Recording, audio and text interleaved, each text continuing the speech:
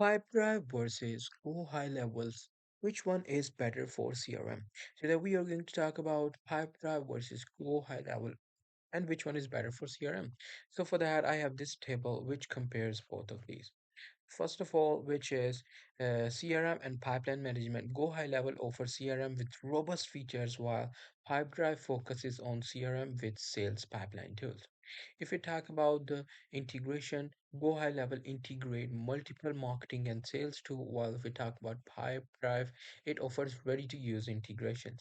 If we talk about customization, Gohighlevel limited customization options, while Pipedrive offer initiative interface and integrations. So if we talk about the learning curve, the Pipedrive, which is beginner-friendly interface but lacks guidance, while Gohighlevel have longer learning curve due to extensive features. If we talk about marketing features, the Gohighlevel provide extensive marketing tools, while Pipedrive emphasize CRM and sales functionality. So that's pretty much it. Hope you guys find this very helpful.